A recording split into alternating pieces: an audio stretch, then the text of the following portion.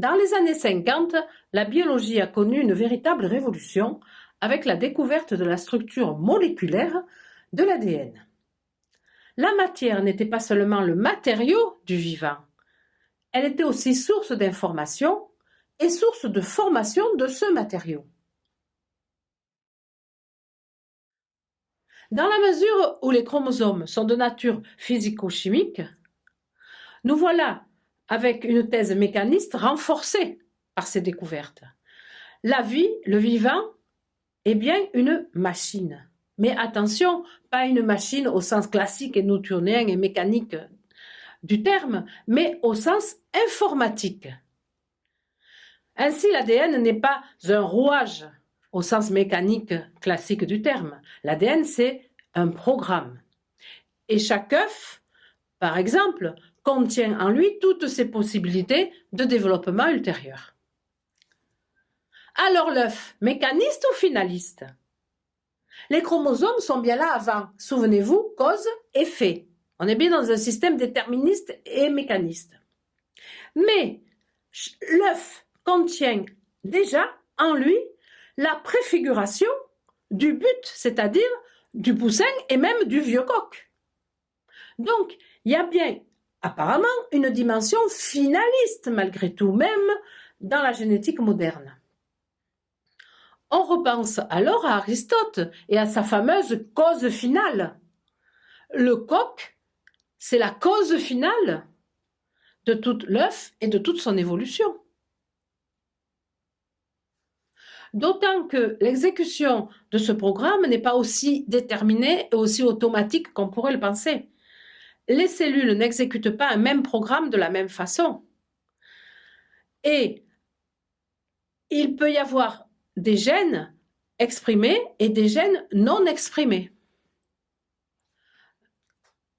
Ce qui donne forme aux êtres vivants, ce ne sont pas, à strictement parler, les composants physico-chimiques. C'est l'ordre de ces composants. Et l'ordre de ces composants vient de quoi?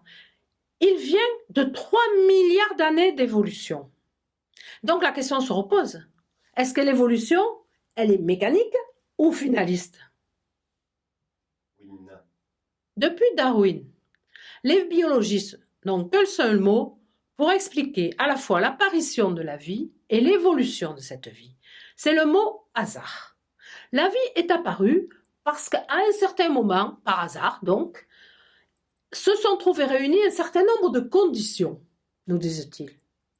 De la même façon, l'évolution s'est faite parce que par hasard, il y a eu des accidents génétiques, des mutations génétiques, et que ces mutations se sont reproduites, perpétuées, grâce à la sélection naturelle. Le hasard est une donnée purement mécanique. Et si nous avons l'impression, nous disent les biologistes modernes, d'une finalité, ça n'est qu'une impression qui nous est donnée parce que cette mécanique, elle est de type informatique. Et qu'un programme, il a quelque part un projet. Il donne l'apparence du projet. Mais ça n'est que de l'apparence. Comme dit Monod, tout être vivant se comporte comme si il avait un double projet, se survivre et faire survivre son espèce en se reproduisant. La vie ne serait donc qu'une propriété de la matière, un processus, un programme que l'on trouverait dans un coquelicot, dans un bébé mais pas dans un caillou, dans une cellule mais pas dans une molécule d'eau. C'est ce que nous raconte le collègue de Jacques Monod, François Jacob. Allez lire son texte. Considérer le mécanisme actuel comme une simple hypothèse et une hypothèse insuffisante et insatisfaisante, c'est la démarche que fait un des plus grands, peut-être le plus grand mathématicien de notre époque, Thom.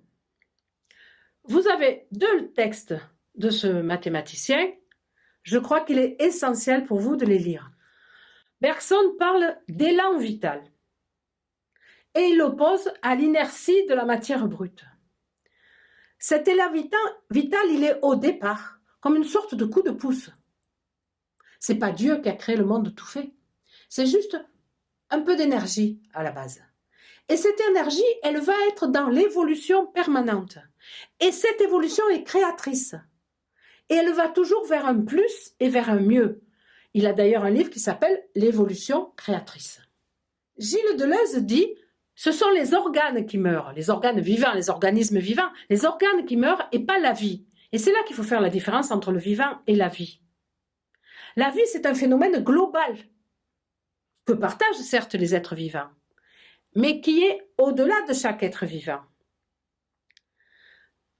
Donc, cette vie, effectivement, elle paraît, au moins en apparence, on va dire, avoir une finalité, aller vers quelque chose. Bergson dit vers un mieux, vers plus de complexité, vers un niveau supérieur. Et elle semble, à ce moment-là, cette théorie, expliquer des phénomènes comme le fait que les espèces les plus menacées par des prédateurs sont les plus prolifiques. Si vous avez bien compris ce que je vous dis dans la vidéo précédente et dans celle-là, vous devriez être capable de répondre, de traiter les sujets d'anal. Ces sujets d'anal, exercez-vous au moins sur l'un d'entre eux pour vous tester. De la réponse à la question que nous venons de poser dans ces deux vidéos, qu'est-ce que la vie? Va dépendre la réponse que nous allons donner ou que nous essaierons de donner dans la vidéo suivante. Est-ce que nous devons respecter la vie? Parce qu'évidemment, ça demande de répondre à pourquoi devons-nous la respecter? Donc, qu'est-ce qu'elle est? Quel est son statut? Nous verrons que cette question pose des questions très modernes dans le domaine de la bioéthique, mais aussi des questions de métaphysique et des questions de politique même.